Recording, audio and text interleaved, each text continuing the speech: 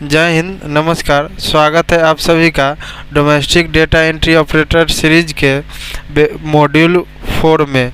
इसमें आप सीखेंगे व्यावसायिक कौशल के बारे में, यानी व्यापार कौशल के बारे में। तो वीडियो के लास्ट तक बने रहिए, और अगर अभी तक चैनल को सब्सक्राइब नहीं किए तो चैनल को जल्दी से सब्सक्राइब कर ले और बेल आइकन को भी दबा दे, ताकि आने वाली नए वीडियो आपको जल्दी मिल सके। तो चलिए वीडियो के स्टार्ट करते हैं। बिना कुछ देरी किए वीडियो को पूरा देखें और आइए जानते हैं इस मॉड्यूल का उद्देश्य। इस मॉड्यूल में आप निम्न विषयों के बारे में जानकारी प्राप्त कर पाएंगे: निर्णय लेना, ग्राहक केंद्रीयता, विश्लेषणात्मक और महत्वपूर्ण विचार, बारीकियों पर ध्यान, सामूहिक कार्य।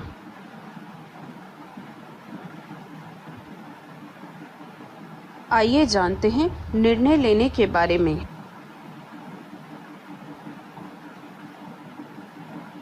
आइए अब हम जानेंगे मामला अध्ययन के बारे में। एबीसी लिमिटेड एक कंपनी है जहां पर कंपनी का 1 महीने का लक्ष्य 5000 ग्राहकों की सूची प्रदान करना है। लेकिन कंपनी इस लक्ष्य को हासिल नहीं कर पाई और केवल उसके पास अभी मात्र 100 ग्राहकों की जानकारी मौजूद है। इस कारण से एक अधिकारी ने डेटा एंट्री ऑपरेटर से पूछा कि उसने स्वयं को ग्राहक के नाम सूची में दिए हैं और कहा कि वह सूची को पूरा करे और सूची को आगे बढ़ाए। जब ऑपरेटर ने अधिकारी से दस्तावेज और तस्वीरों के देने को कहा तो अधिकारी ने उत्तर दिया, यह अभी पास नहीं है, लेकिन तुम बस अपने ग्राहकों का नाम दर्ज करो और सूची को पूरा करो।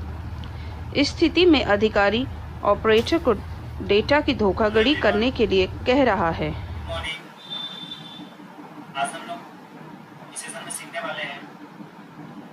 अब हम जानते हैं केस अध्ययन के बारे में। अब आप हमें बताइए, इस स्थिति में आपका निर्णय क्या होगा?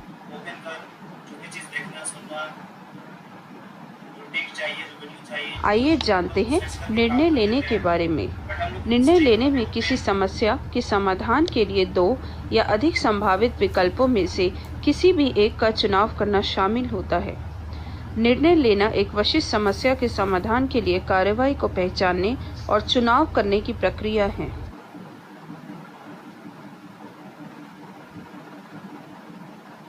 अब हम समझते हैं एक डेटा एंट्री ऑपरेटर के लिए निर्णय लेने का महत्व।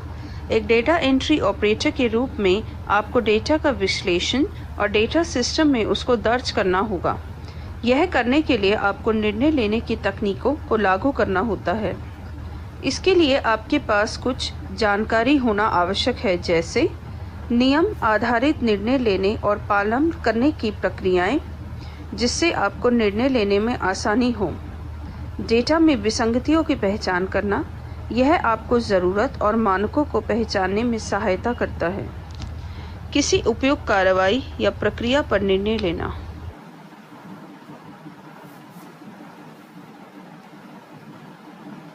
आइए जानते हैं गतिविधि या निर्णय लेने के बारे में। वह 1 मास के लिए किसका त्याग करेंगे, चॉकलेट या उसका फ़ोन? आप किसके लिए कार्य करेंगे, एक मालिक जो अधिक कार्य कराना चाहता हो या एक मालिक जो कभी पास नहीं होता? आप कहाँ कार्य करेंगे, एक कॉल सेंटर या एक रिलेशनशिप सेंटर में? आप क्या बनेंगे, एक डेटा एंट्री ऑपरेटर या CRM?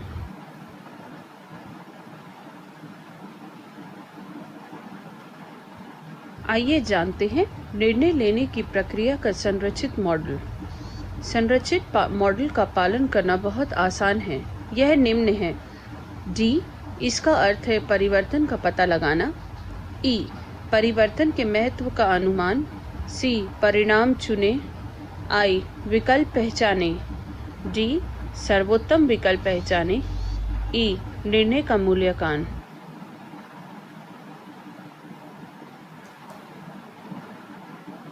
अब हम जानेंगे निर्णय लेने की प्रक्रिया का संरचित मॉडल। चरण 1, D, परिवर्तन का पता लगाना। आप समस्या का हल नहीं कर सकते जब तक कि वह मौजूद ना हो। परिवर्तन तब आता है जब क्या हो रहा है और क्या होना वांछित है के अंतर का पता लग सके। चरण 2, ई परिवर्तन के महत्व का अनुमान लगाना। इसके लिए आपको जानकारी सत्यापित करने और स्थिति की जानकारी होना आवश्यक होता है। हमें यह भी निर्धारित करने की आवश्यकता होती है कि हमें परिवर्तन पर प्रक्रिया देने की आवश्यकता है भी या नहीं।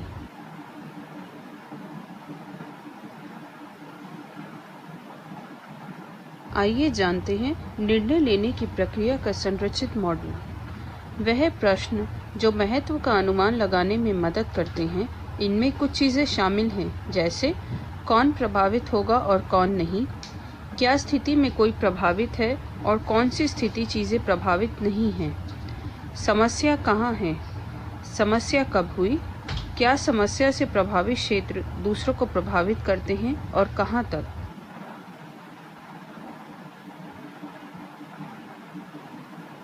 चरण 3, सी परिणाम चुनें। एक उद्देश्य एक विकल्प नहीं है, यह सफलता का अंतिम परिणाम है। उद्देश्य का चयन प्रक्रिया में सबसे महत्वपूर्ण चरण होता है। आखिरी समाधान आपके द्वारा चयनित उद्देश्य से प्रेरित होता है और यह निर्धारित करने की आवश्यकता है कि आप अपने निर्णय में क्या चाहते हैं। चरण 4, आई विकल्पों को पहचानना। यदि आप अपने विकल्पों को पहचानें तो अधिक विकल्पों में से एक बेहतर निर्णय का चुनना आसान हो जाता है। चरण 5, डी, सर्वश्रेष्ठ विकल्प का पता लगाना। प्रत्येक विकल्प की सुरक्षा के जोखिम का मूल्यांकन करना महत्वपूर्ण होता है।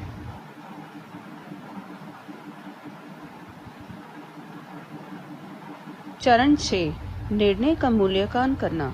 मूल्यांकन आपके फैसलों पर प्रभावों की प्रक्रिया प्रदान करता है।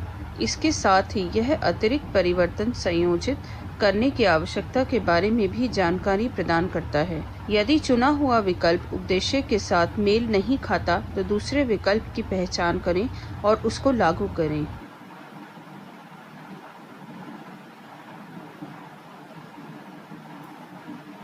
आइए जानते हैं गतिविधि स्थिति के बारे में। एक डेटा एंट्री ऑपरेटर के रूप में आपको ग्राहक का डेटा दर्ज करना है और यह आपको एक डॉक्यूमेंट के रूप में ईमेल के माध्यम से प्राप्त हुआ है। लेकिन इस दस्तावेज का संस्करण MS 2003 और आप MS 2010 संस्करण का उपयोग कर रहे हैं, इसलिए संस्करण के अंतर के कारण दस्तावेज नहीं खुल रहा है। लेकिन अब समस्या यह है कि आप इस समस्या का समाधान और क्लाइंट का डेटा कैसे दर्ज करेंगे। इसमें आपके सामने कुछ प्रश्न हैं। समस्या का हल क्या है? इसके समाधान तक कैसे पहुंचेंगे? इस समाधान पर पहुंचने के लिए आपको क्या कदम उठाने पड़ेंगे?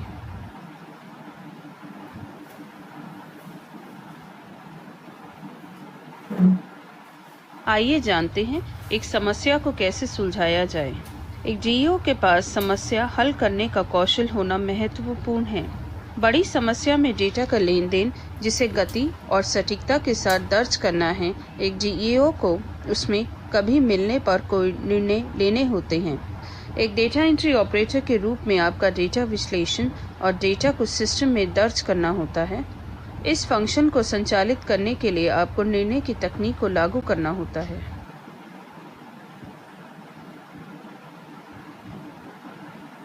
आइए जानते हैं डेटा एंट्री सेवाओं के तहत निर्णय लेने के बारे में। एक डेटा एंट्री ऑपरेटर स्रोत डेटा को तैयार करता है, डेटा एंट्री उपकरण से डेटा रिकॉर्ड करता है, संबंधित परिणामों को आवश्यकता अनुसार पूरा करके विभाग और संगठन के मिलन को पूरा करता है। इसलिए एक जीईओ के रूप में अपने कार्य से संबंधित निर्णय लेने की आवश्यकता होती है। इसे कुछ इस प्रकार किया जाता है। निर्णय लेने की प्रक्रिया को पालन करके कार्य में निर्णय लेना, क्या हुआ है और क्या वांछित है के बीच के अंतराल को पहचानना और इस अंतराल को भरने के लिए उपयुक्त उपाय लागू करना, उपयुक्त विषयों पर निर्णय लेना, जैसे कि क्या करना है और इसे कैसे करना है।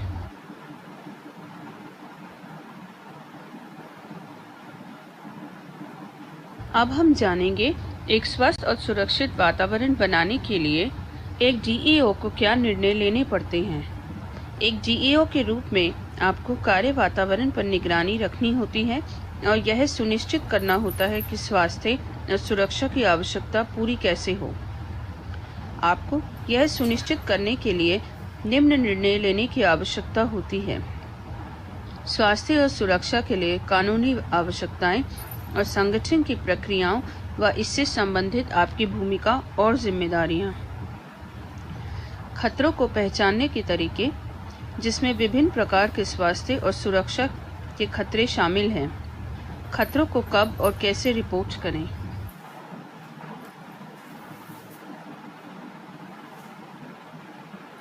खतरों से निपटने के लिए आपकी जिम्मेदारियों की सीमाएं, विभिन्न आपातकालीन स्थितियों के लिए आपके संगठन की आपातकालीन प्रक्रियाएं और इनका पालन करने का महत्व, स्वास्थ्य और सुरक्षा के उच्च मानकों को बनाए रखने के महत्व, ऐसे व्यक्तियों और संगठनों पर स्वास्थ्य और सुरक्षा के साथ कोई अनुपालन तो नहीं हो रहा।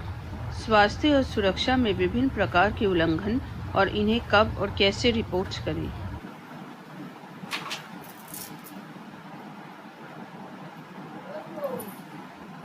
श्रमिकों और आगंतुकों की निकासी की प्रक्रियाएं, जहां आवश्यक हो वहां चिकित्सा सहायता, स्वास्थ्य सुरक्षा और दुर्घटना रिपोर्टिंग प्रक्रियाएं का उपयोग कैसे करें और इनका महत्व। सुरक्षा और स्वास्थ्य के क्षेत्र में सरकारी एजेंसियां और उनके मानदंड और सेवाएं।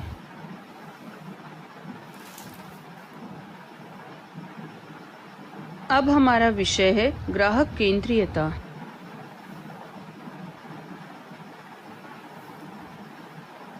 आइए जानते हैं ग्राहक केंद्रीयता के बारे में।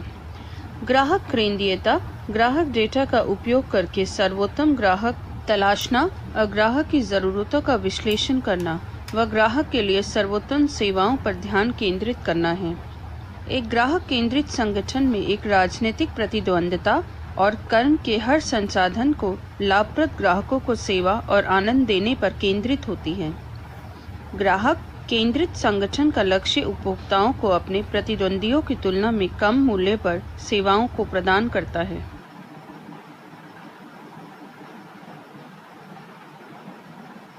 आइए जानते हैं एक डीईओ के लिए ग्राहक केंद्रीयता का महत्व। एक डेटा एंट्री ऑपरेटर के रूप में आपको सिस्टम में डेटा संचालित करना होता है और आपको संगठन के आंतरिक ग्राहकों से निपटने की आवश्यकता होती है। कार्य को प्रभावी ढंग से संचालित करने के लिए आपको कुछ चीज़ों की जानकारी होना आवश्यक है, जैसे ग्राहक केंद्रित माहौल में कैसे कार्य करें, ग्राहक विशिष्ट दिशा निर्देश, कार्यविधियाँ, नियमों और सेवा स्तर समझौते के साथ साथ नियम आधारित लेन देन। आपको या आपके साथियों को कार्य ग्राहकों की आवश्यकताओं को पूरा करने के लिए मिलते हैं। ग्राहक को सुसंगत और विश्वसनीय सेवा प्रदान करने और उनके साथ सकारात्मक और प्रभावी रिश्ते बनाए रखना होता है। एक ग्राहक केंद्रित संगठन में कैसे काम करते हैं आदि की समझ होना।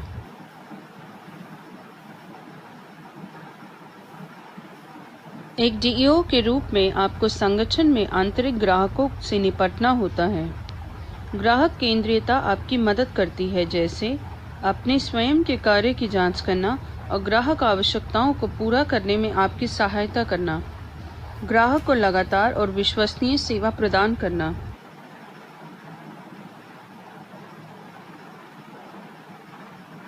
विश्लेषणात्मक और महत्वपूर्ण विचार।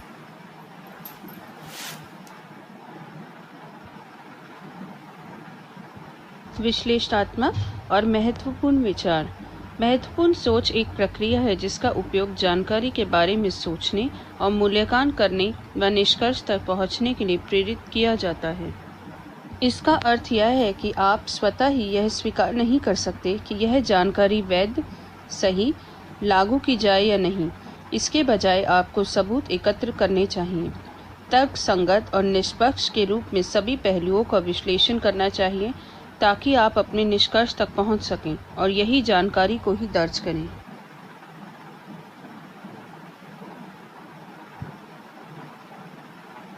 एक डेटा एंट्री ऑपरेटर के रूप में आपको सिस्टम में डेटा संचालित करना होता है।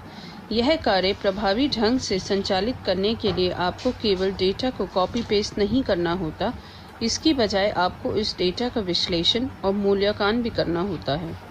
यह कौशल निम्न में आपकी सहायता करता है: अपने कार्य की आवश्यकताओं को पूरे करने, और संबंधित जानकारी प्रदान करने के लिए आवश्यकताओं व निर्भरता के अनुसार डेटा और गतिविधियों को विश्लेषण करा जाता है। विभिन्न परिस्थितियों के समाधान प्रदान करने के लिए एक विस्तृत और रचनात्मक तरीके से कार्य पर राय प्रदान करना है।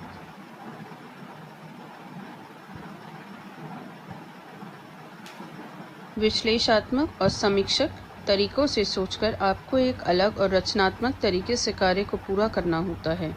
यह आपकी निम्न में सहायता करेगा, जैसे कार्य की आवश्यकताओं को पूरा करने के लिए डेटा और गतिविधियों का विश्लेषण करना तथा प्रासंगिक जानकारी का उपयोग करना, स्थिति को विश्लेषण करना और समस्या के विभिन्न समाधान एकत्रित करना।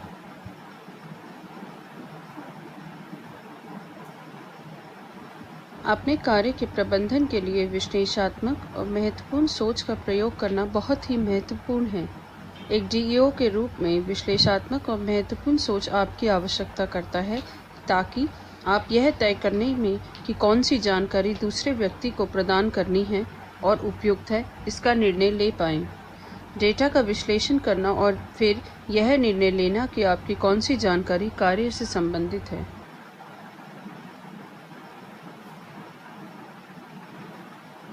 बारीकियों पर ध्यान देना।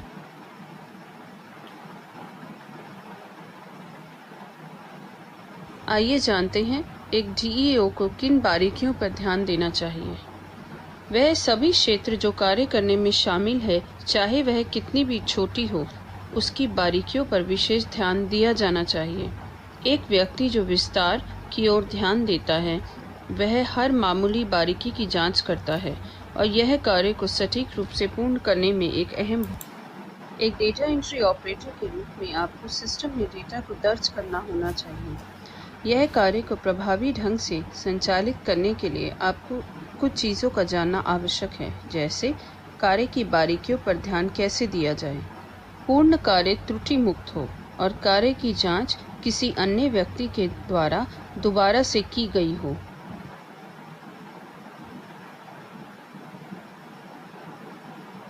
बारीकियों पर ध्यान देने की प्रक्रिया। तेजी से बदलते कार्य वातावरण और जीवन से संबंधित कार्य से आपके लिए नौकरी प्रदर्शन के प्रत्येक तत्व पर ध्यान देना एक चुनौती बन गया है। बारीकियों की अनदेखी कभी-कभी आपके कार्य की गुणवत्ता को बाधा उत्पन्न कर सकती है।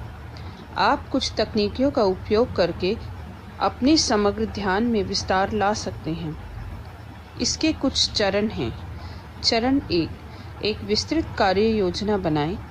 आप आपके प्रत्येक महत्वपूर्ण कार्य के व्यक्तिगत तत्वों को रेखांकित करती है। यदि आप अपने आप में विचलित हो जाते हैं या अक्सर बाधित हो जाते हैं, तो कार्य का उपयोग मार्गदर्शक के रूप में करें।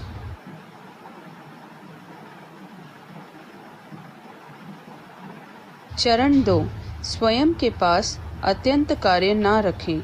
ओवरलोडिंग। जब आप अपने मस्तिष्क की तुलना में अधिक कार्य और समयबद्धता को जोड़ते हैं, तो आपकी उत्पादकता और प्रभावशीलता में गिरावट आती है। चरण 3, अपने कार्य को देखने के लिए भरोसेमंद सहयोगी को नियुक्त करें। उदाहरण के लिए, यदि आप एक ही रिपोर्ट को बार बार पढ़ेंगे, तो ऐसी सामग्री से आप परिचित हो जाएंगे जिससे आप त्रुटियों को छोड़ देंगे। त्रुटियों को पकड़ने के लिए किसी अन्य व्यक्ति की मदद लें।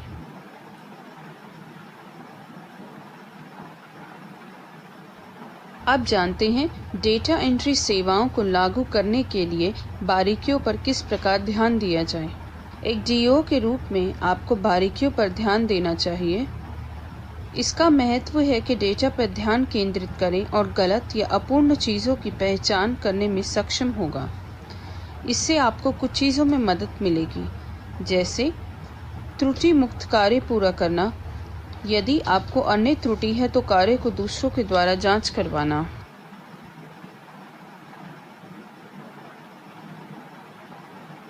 अपने कार्य के प्रबंधन के दौरान अपनी नौकरी के प्रत्येक तत्व का ब्यौरा रखना अत्यंत महत्वपूर्ण है।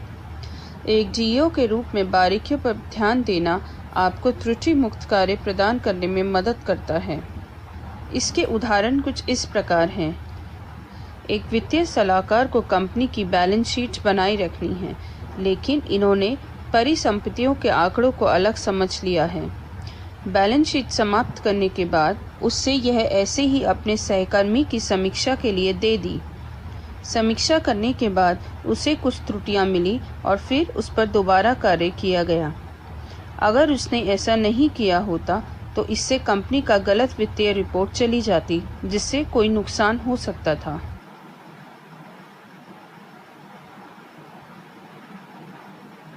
अब आप सब लोग एक गतिविधि करेंगे जिसमें एक ग्राहक की शिकायतों को लिखेंगे।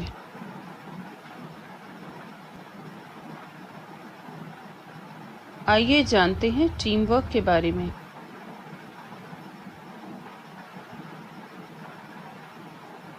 आइए जानते हैं टीम वर्क के बारे में। टीम वर्क समूह कार्य एक लक्ष्य को हासिल करने के लिए लोगों के एक समूह के साथ मिलकर कार्य करना है। टीम वर्क व्यापार का एक महत्वपूर्ण हिस्सा है क्योंकि अक्सर सहयोगी के साथ कार्य करना आवश्यक है और इसमें कार्यभार कम हो जाता है। टीम वर्क का अर्थ है अपने व्यक्तिगत कौशल और रचनात्मक प्रतिक्रिया प्रदान करना और व्यक्तियों के साथ किसी भी प्रकार के संघर्ष के बावजूद सहयोग करने का प्रयास करना।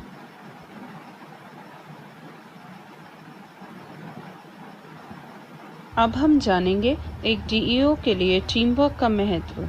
एक डेटा एंट्री ऑपरेटर के रूप में आपको डेटा को सिस्टम में दर्ज करना होता है। इस कार्य में टीम के रहते हुए प्रभावी ढंग से संचालित करने के लिए आपको यह जानना आवश्यक है कि टीम के माहौल में कैसे कार्य करें, टीम में कार्य करने की गुणवत्ता और समूह वातावरण में स्वतंत्र रूप से कैसे कार्य किया जाए।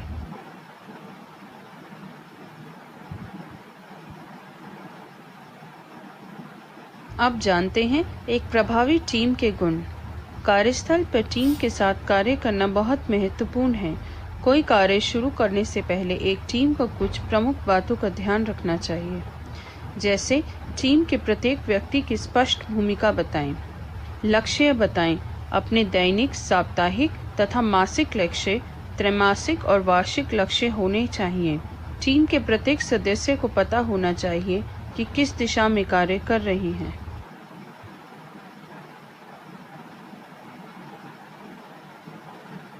एक ग्राहक उन्मुखीकरण प्रक्रिया को लागू करें। जब एक नया टीम सदस्य शामिल होता है तो सुनिश्चित करें कि वह नीतियों, प्रतिक्रियाओं, अपेक्षाओं और लक्ष्यों को तेजी से सीखे। उच्च मानक निर्धारित करें। टीम को समझना चाहिए कि कार्य की सफलता को कैसे मापा जाए। पहचान करने वाला कार्यक्रम व सुविधाएं लागू करें। अच्छे प्रदर्शन को प्रोत्साहन करें, जैसे कि उपहारों, अच्छी छुट्टी या अन्य तरीके से इनाम देने से टीम के सदस्यों को प्रेरित करने में मदद मिलती है। एक मुक्त नीति रखें। प्रबंधकों और पर्यवेक्षकों को अपने दल के सदस्यों की किसी भी समस्या, शिकायतों या सुझावों पर गौर करना चाहिए। अपने कर्मचारी को निजी या ईमेल के माध्यम से संपर्क करने का स्वागत करें तथा प्रोत्साहित करें।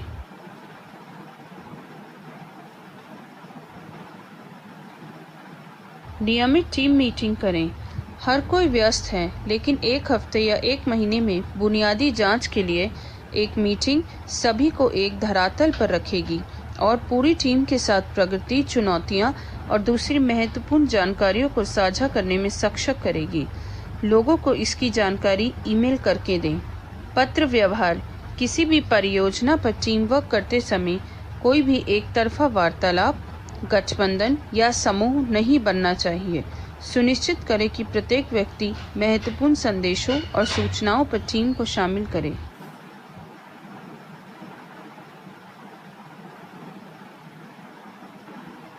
डेटा एंट्री सेवाओं को शामिल करने के लिए टीम वर्क। एक डीईओ के रूप में आपको टीम में कार्य करना आवश्यक है। इसमें निम्न चीज़ों में आपको मदद मिलेगी। टीम में योगदान देने, जिससे कार्य स्वतंत्र रूप से या सहयोगी रूप से पूरा किया जा सके।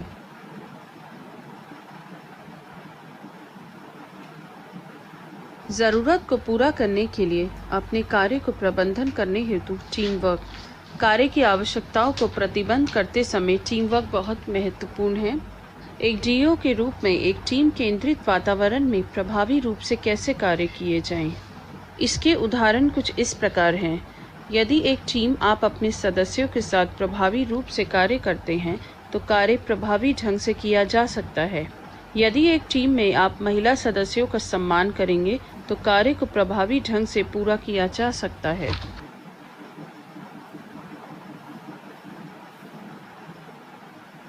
आइए जानते हैं एक स्वस्थ और सुरक्षित वातावरण बनाए रखने के लिए टीम वर्क। यह सुनिश्चित करने के लिए आपको चाहिए कि आप अपने कर्मियों और आगंतुकों के निकास की प्रक्रिया को जानें। निकासी प्रक्रिया के दौरान अपनी टीम के साथियों की मदद कीजिए। यदि आप निकासी प्रक्रिया के लिए नियुक्त किए गए हैं तो एक जिम्मेदार कर्मी बनें। निकासी प्रक्रिया में पूरी तरीके से भाग लें। अपनी टीम के सदस्यों को व्यावसायिक नुकसान के बारे में शिक्षित करें यदि उनका कोई नुकसान होने वाला हो।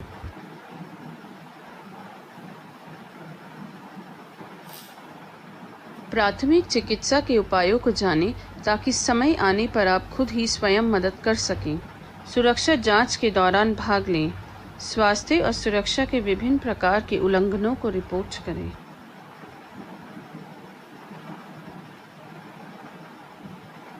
अब हम जानेंगे व्यक्तिगत विकास के बारे में।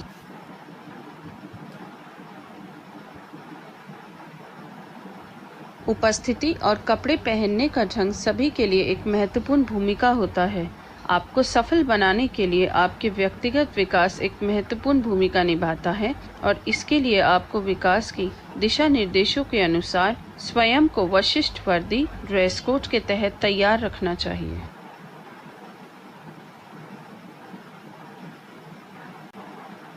आइए जानते हैं वेशभूषा के बारे में।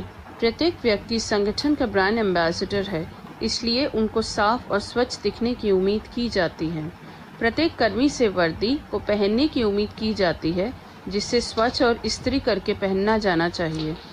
वर्दी पर अगर कोई दाग हो, टूटा हुआ बटन या ढीला धागा मौजूद ना हो, इसका ध्यान रखें।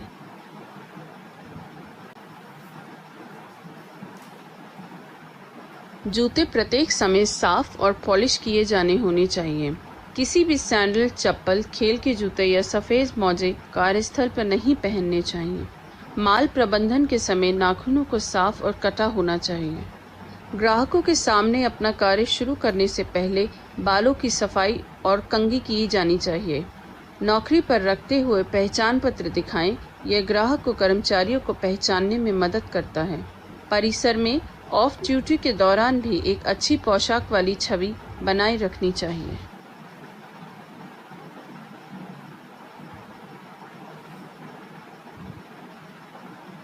अब हम जानेंगे विशिष्ट वर्दी के लिए दिशा निर्देशों के बारे में। सबसे पहले जानते हैं पुरुषों के लिए विशिष्ट वर्दी के दिशा निर्देश। निर्धारित वर्दी साफ व इस्त्री की होनी चाहिए। जूते साफ और पॉलिश होने चाहिए। बाल छोटे, साफ तथा व्यवस्थित होने चाहिए। व्यक्ति को क्लीन शेव होना चाहिए। यदि दाढ़ी और मूछें हों तो वह छोटी, साफ और व्यवस्थित होनी चाहिए। नाखूनों को नियमित रूप से काटते रहना चाहिए। अब जानते हैं महिलाओं के लिए विशिष्ट वर्दी के दिशा निर्देश। लंबे बाल वाली महिलाओं को बाल खुले नहीं रखने चाहिए और बालों पर अधिक तेल भी नहीं लगाना चाहिए। लंबे नाखून और चमकीले नेल पॉलिश से बचना चाहिए, क्योंकि वह दिखने पर ग्राहक को विचलित कर सकते हैं और माल को नुकसान पहुंचा सकते हैं। कम से कम व कम चमकने वाले आभूषण पहनें। ऑफिस में झुमके, शोर मचाने वाली चप्पल या चूड़ियां नहीं पहननी चाहिए। बहुत कम मेकअप लगाना चाहिए। हल्के रंग की लिपस्टिक लगानी चाहिए। कार्य के समय में किसी भी प्रकार के झुमके या कंगन नहीं पहनने चाहिए।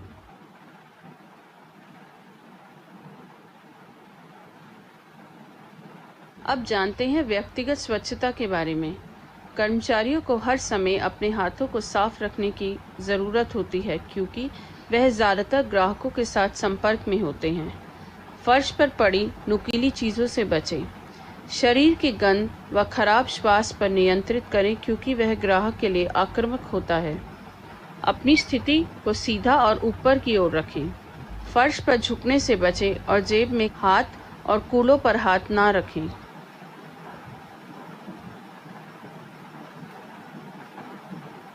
धन्यवाद।